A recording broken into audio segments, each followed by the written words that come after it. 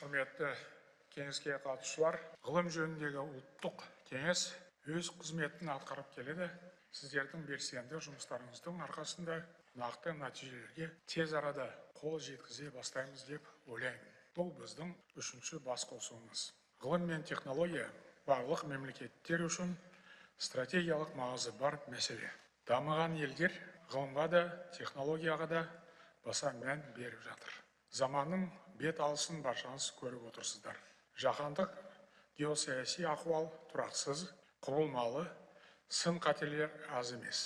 Бірақ Қытай халқының белгілі пайымдауына сенсек, дағдарыс кезінде жаңа мүмкіндіктер туады.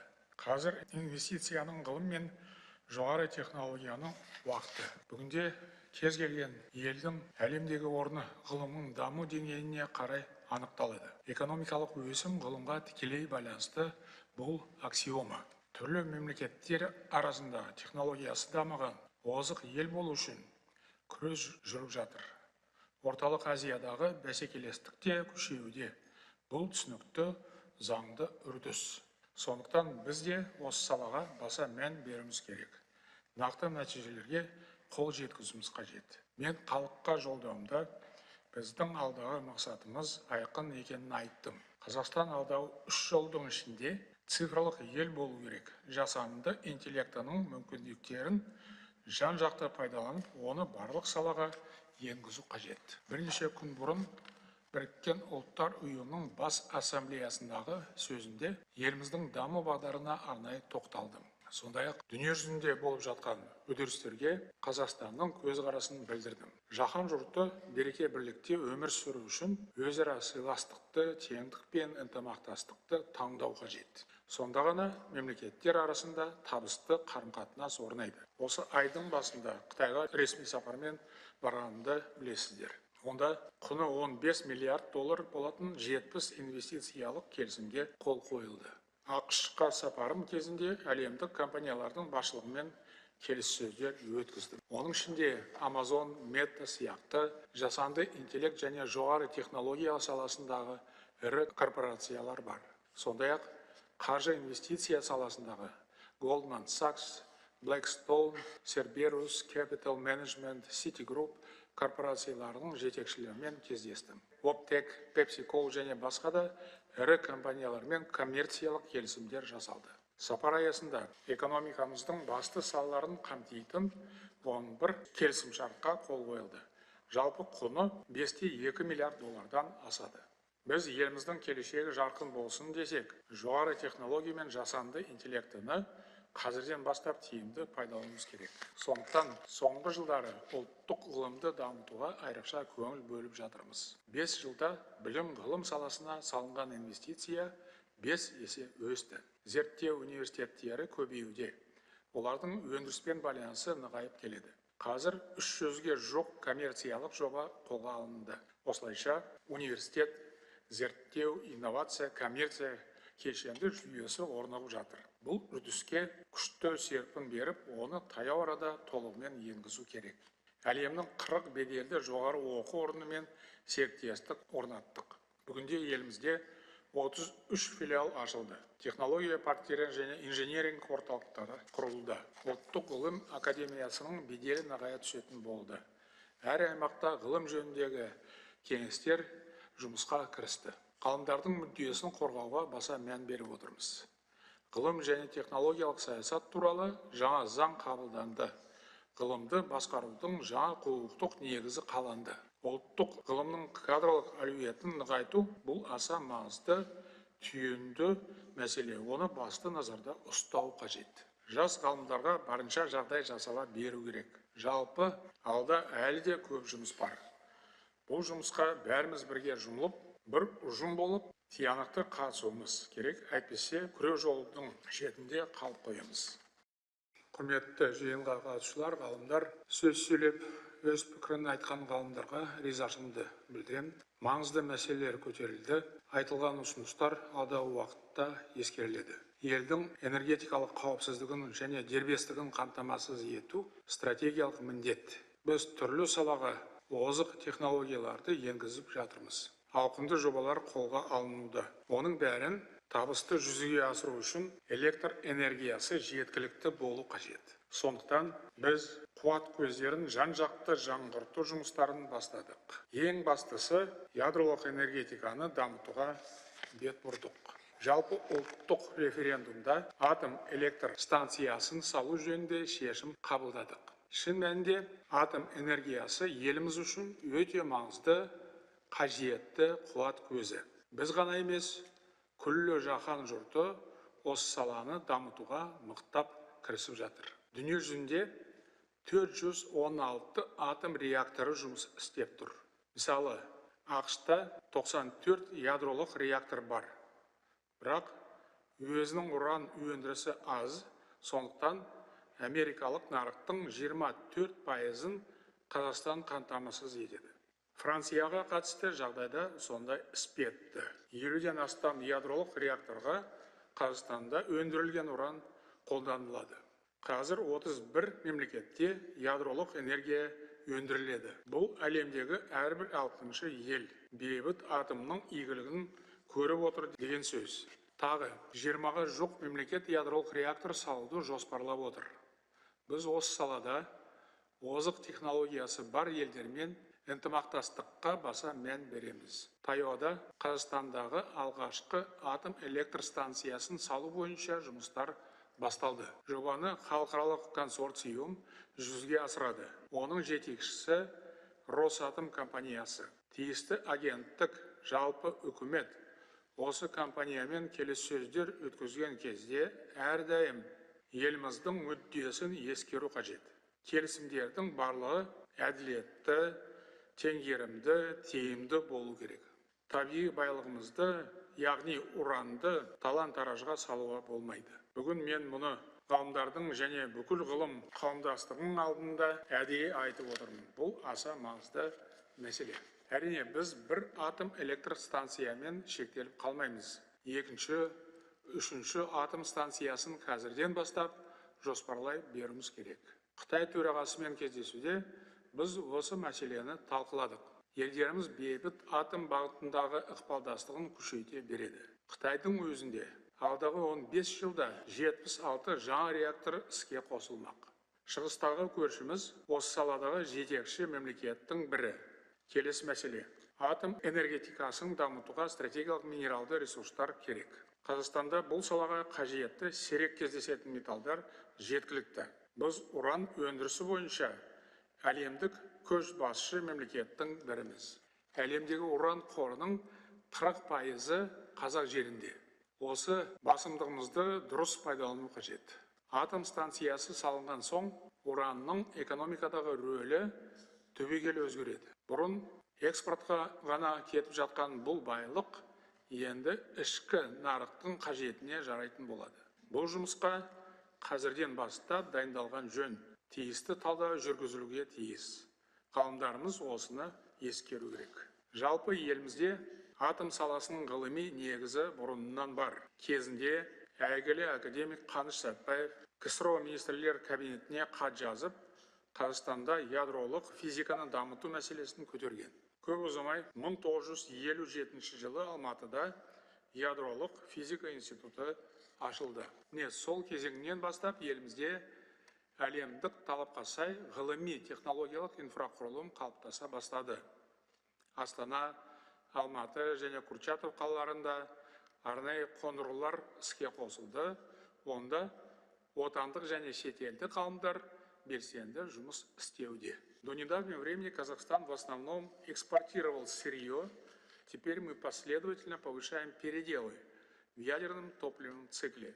К примеру, в 2021 году в стране открылся завод по производству тепловыделяющих сборок. Атом электростанциясы бұл саладағы өндірістік циклды толық аяқтауға мүмкіндік береді. Соның арқасында атом энергетикасы сыртқы нарыққа тәуелсіз ұлттық салаға айналмақ. Бұл өте күрделі жұмыс. Сондықтан ғалымдарымызға зор жауапкершілік жүктеледі. Енді еліміздің атом ғылымдағы өзекті мәселеге тоқталғым келеді. Бірінші кезекте осы саланың кадрлық әлеуетін арттыру қажет. Елімізде білікті инженерлер, техникалық мамандар тапшы. Бұл шын мәнінде өте өзекті мәселе. Атом саласындағы жағдайда дәл осындай ахуалды жедел түзеу керек.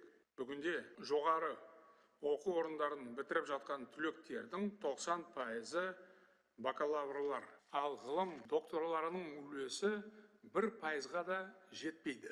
Сондықтан докторантураға бөлінетін грант санын көбейту қажет. Әсіресе техникалық мамандықтарға басымдық берген абзал. Менің тапсырмам бойынша болашақ стипендиясының 70%-ға жуығы техникалық инженерлік мамандық иелеріне беріле бастады. Былтыр жасанды интеллект саласына жыл сайын 50-ден астам стипендия бөлу туралы шешім қабылдадық. Келесі жылдан бастап атом мамандарын дайындау үшін жылына 20 квота беріледі.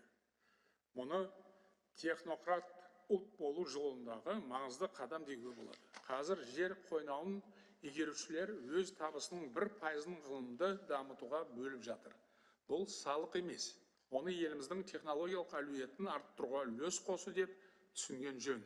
Үкімет осы қаражаттың бір орталықтан үнемді, тиімді әрі ашық жұмсалуын қамтамасыз етуге тиіс. Особое внимание необходимо уделить созданию атомных наукоградов.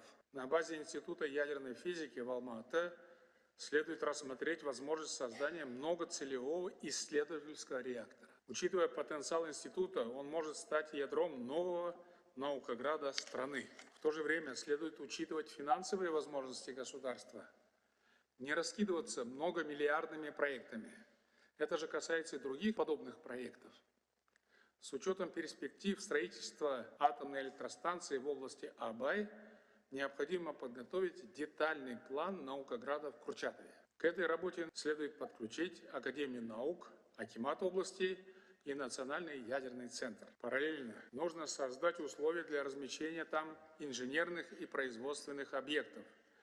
Предстоит разработать эффективные механизмы государственно-частного партнерства для укрепления ядерной инфраструктуры. Еще одно крайне важное направление – развитие ядерной медицины. Применение передовых ядерных технологий позволит существенно повысить эффективность национальной системы здравоохранения, особенно при лечении онкологических и сердечно-сосудистых заболеваний. Задача правительства – обеспечить разработку и внедрение отечественных радиофармпрепаратов, а также создать сеть центров ядерной медицины на базе ведущих клиник и университетов. Как вы знаете, сквозной темой моего недавнего послания стала всесторонняя модернизация экономики путем масштабной цифровизации и внедрения технологий искусственного интеллекта. Эта задача в полной мере касается сферы науки, и особенно такой инновационной отрасли, как атомная. Цифровые решения позволяют грамотно управлять всем жизненным циклом ядерных объектов. При этом они сокращают издержки, повышают эффективность и безопасность всех процессов. Искусственный интеллект кратно усиливает эти возможности. Сейчас развитый мир вошел в эпоху кардинальной перестройки, модернизации экономики на основе нового технологического уклада. Многие страны именно в такие переломные периоды истории собирали все свои возможности и совершали мощный рывок в развитии, уходили в отрыв научно-технологической гонки. Имеются исторические примеры. В 15-16 веках Китай обладал самой крупной экономикой мира. В мировом валовом внутреннем продукте доля китайской экономики достигла более 60%. Отсюда появились такие понятия, как поднебесное, срединное государство и соответствующие протокольные церемонии поклонения императорам, в том числе для иностранных представителей. Но потом в Англии произошла индустриальная революция. Появились двигатели внутреннего сгорания. Эта революция прошла мимо Китая, после чего он стал жертвой двух внешних агрессий в ходе так называемых опиумных войн. К чести более поздних китайских руководителей современной эпохи, исторические уроки были извлечены. Приоритет был отдан науке, высоким технологиям, искусственному интеллекту. Результат налицо. Китай стал мировым лидером, державой, с которой считаются сейчас все страны. Поэтому на текущем этапе масштабная цифровизация и широкое внедрение искусственного интеллекта выступает по сути нашей национальной стратегии. От ее реализации зависит будущее нашей страны, ее место в ряду передовых государств мира. Тотальная цифровизация позволит значительно улучшить качество жизни граждан, создать прочную основу для устойчивого научно-технологического прогресса Казахстана. У меня нет сомнений в правильности данного стратегического курса. Такая политика находит широкую поддержку среди молодежи, которая тонко чувствует передовые веяния и открыта технологическим новшествам. Вместе с тем, нельзя отрицать, что в обществе присутствует скепсис по этому вопросу, как, впрочем, и по другим проблемам нашей повестки дня. С этим у нас дефицита никогда не было, я имею в виду скепсиса. Но надо учитывать и такие настроения. Для некоторых людей такие задачи кажутся больше декларативными, нежели практически заземленными. Бірақ жолдауымда анық айттым, біз үшін, жалпы еліміз үшін басқа жол жоқ. Әйтпесе, ілгерілеуден, прогресстен, яғни даму көшінен қалып қойсақ, қауқарсыз, әлсіз халық боламыз. Сыртқы күштердің кемсітуіне ұшыраймыз. Мы не имеем права отстать в своем развитии от общего мирового прогресса, плестись в арьергарде. Бұл жай бәсеке емес, мәселе басқада.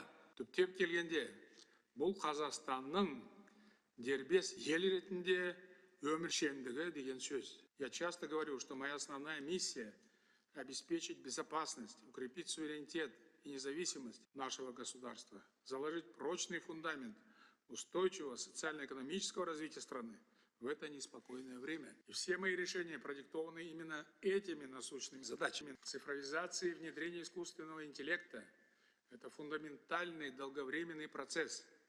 Его побочные эффекты и влияние на мировую экономику предстоит изучить, выяснить. Но эта новая технологическая тенденция предопределит будущее всех народов и государств. В этой сфере нет устоявшихся шаблонов, поэтому мы должны действовать решительно, не бояться принимать самые смелые решения. Сонда ғана біз өзімізге жүктелген тарихи миссияны орындай аламыз. Яғни, қалыптасып жатқан жаңа әлемнен лайықты орнымызды аламыз. Атом саласының ғылыми технологиялық әлеуетін күшейту ісінде халықаралық ынтымақтастық маңызды рөл атқарады. Бұл бағытта біз жақсы нәтижеге қол жеткіздік деп айтуға болады. Налажено эффективное партнерство с МАГАТЭ, Объединенным институтом ядерных исследований в России, Всемирным ядерным университетом в Соединенных Штатах Америки, Европейским центром ядерных исследований СЕРН в Швейцарии и другими известными исследовательскими центрами. Наши ученые задействованы в глобальных научных проектах в области термоядерного синтеза, ядерного материаловедения, радиационных технологий. Участие в столь важных международных инициативах не только показывает большой потенциал нашей ядерной науки, но и способствует привлечению инвестиций, трансферу уникальных технологий и компетенций. Үкімет ядролық ғылым саласындағы халықаралық әріптестікті күшейте түсу керек. Сондай-ақ Қазақстанның көпжақты зерттеу жұмыстарына қатысу мәселесін пысықтауға тиіс. Атом энергиясы жөніндегі агенттік атом ғылымын дамыту үшін ұзақ мерзімге арналған ғылыми техникалық бағдарлама әзірлеу керек. Құжатта оның қаржыландырудың нақты жолдары көрсетілуге тиіс. Бірінші, атом электростанциясын салу ауқымды жұмыстың басы ғана. Бәсекеге қабілетті әрі дербес атом индустриясын қалыптастыруға күш салған жөн. Сонда біз энергетикалық тұрудан ешкімге тәуелді болмаймыз. Қазір атом энергиясы жөніндегі агенттік осыған қатысты стратегиялық құжат дайындап жатыр. Онда энергия тапшы аймақтарда шағын модульді реакторлар орнату мәселесі қамтылуға тиіс. Мен Дубайда, Бакуде өткізілген жаһандық климаттық саммиттерге қатыстым. Әсерімді бір қатар әріптестерге және үкімет мүшелеріне жасырмай жеткіздім. Бұл кең ауқымды алаяқтыққа ұқсайды. Бұл сөзімді премьер-министр Олжас Бектенов растай алады. ақш президенті Дональд Трамп та жуырда Біріккен ұлттар ұйымында сөз сөйлегенде климаттың өзгеруі дегеніміз бұл жаһандық алаяқтық деп дәл солай айтты. Сондықтан Қазақстан 35 жылдан кейін ғана карбон көздерінен құтылады деп ресми ұстанымымызды жарияладық. Қазір Қазақстанда 118 миллиард киловатт энергия өндіріледі. Бұл жеткіліксіз. Цифрландыруды, жасанды интеллектіні қарқынды дамытсақ, әлдеқайда көп энергия керек болады. Бұл анық нәрсе. Сондықтан елімізде барлық энергетика көздерін тиімді пайдалану қажет. Ең алдымен көмір. Қазақстан жылына шамамен 113 миллион тонна көмір өндіреді. Бұл тұрғыдан алғанда әлемдегі ең ірі 10 мемлекеттің қатарына кіреді. Бұл біздің актив, жетістік. Оны дұрыс пайдалануымыз керек. ақш президенті маған жел ұнамайды, маған көмір ұнайды деп өте дұрыс айтты. Расында жел станциялары өте қымбат. Өндірілетін энергия да қымбат. Ондай станциялар табиғатқа зор зиян тигізу мүмкін. Қазір озық технологиялар көмірді жақсы тазалайды, оның зияны жоқ. Бағасы жел, күн, газбен салыстырғанда қымбат емес. Возвращаясь к атомной энергетике, работа в данном направлении не должна замыкаться в рамках одного ведомства или отрасли. Создание ядерной энергетики – это масштабная общенациональная задача. Несмотря на то, что атомная генерация считается одним из самых чистых источников энергии, при строительстве АЭС требуется соблюдать экологические нормы. Важно выстраивать конструктивное взаимодействие научных и общественных организаций. Для преодоления радиофобии у определенной части граждан необходимо проводить комплексную разъяснительную работу. При реализации атомных проектов нужно учитывать интересы местного бизнеса, обеспечив максимальный уровень казахстанского содержания. Для выпуска на наших предприятиях продукции, соответствующей высоким стандартам данной отрасли, потребуется тесная координация усилий ученых, инженеров, промышленников. Исхожу из того, что ядерная энергетика даст толчок к подготовке профессиональных технических кадров широкого профиля. Мы должны стать цифровой державой с развитым техническим образованием. Бұл ұлттық болмысымызға қатысты өте маңызды мәселе. Осы бағыттағы жұмыс үздіксіз жалғаса береді. Ахмет Байтұрсынов, ғылым мен өнер артқан сайын бейнет кемі түседі деген. Ғылыми жетістіктерді барлық салада жаппай пайдалану қажет. Ғылымсыз ештеңе де берекелі болмайды. Бұл анық нәрсе. Ал білім болмаса, қараңғылық пен надандық белең алады. Сондықтан қоғамда ғылым, білім культін орнықтыру қажет. Лайықты ғалымдарды, әсіресе жас мамандарды қосымша қаржыландыру қажет. Жұрттың қаржылық, ақпараттық, цифрлық және басқа да саладағы сауаттын артыру керек. Ғалымдар әрдайым жасампаздық жаршысы болуға тиіс. Қазір әлеуметтік желі арқылы халыққа ақыл айтатындар көбейіп кетті. Олардың арасында жалған ақпарат таратып, жұртты адастыратын адамдар аз емес. Осындай санасыз, пиғылы арам адамдардың теріс ықпалына түсіп, кейбір жастар ғаламторда неше түрлі өсек немесе халықты арандатуды көздейтін материалдар жаза бастады. Бірақ осы жерде бір мәселе бар. Тиісті мекемелер заманауи технологияларды пайдалана отырып, осындай деструктивті жазбаларды жазатын адамдардың аты жөнін, тұратын жерін бәрін анықтап алып жатыр. Олар жас болғаннан кейін әзірге түсіндіру жұмысы жүргізілуде. Бірақ мұндай әрекеттер жалғаса берсе, тиісті мекемелер заң мен тәртіп тұжырымдамасын орындау үшін басқа шара қолдануға мәжбүр болады. Мұндай сәтте ғалымдар үнсіз қалмау керек. Жастар арасында жалпы қоғамда жан-жақты ағарту жұмысын жүргізу керек. Үкімет пен әкімдердің қызметінде олқылық мүлдем жоқ деп ешкім айтпайды. Бірақ олар туралы пікір айтқан кезде халықты арандатпай, қоғамды шулатпай, салмақты және саналы пікір айту қажет. Еліміздің тұрақтылығы бұл ең маңызды басымдық. Кез келген мәселе жайлы қоғамдық пікір білікті мамандардың көзқарасы негізінде қалыптасу керек. Ғылыми зерттеумен қатар ағартушылықпен айналысу ғалымның басты миссиясы болуға тиіс. Сіздер әр саланы терең білесіздер. Атқарылып жатқан жұмыстың мән жайын жақсы түсінесіздер. Соны жастарға айтып жеткізу керек. Олардың бойында әлеуметтік оптимизм қалыптастыру өте маңызды. Заман күрделі болса да, біздің бағытымыз дұрыс. Еліміз қиындықтың бәрін еңсеріп, үздіксіз дамып келеді. 5 жылда Қазақстанның ішкі жалпы өнімі 181 миллиардтан 291 миллиард долларға көбейді. Биылғы 8 айдың өзінде экономикамыз 6,5%-ға өсті. Еліміздің халықаралық резерві мен ұлттық қордың активі 116 миллиард доллардан асты.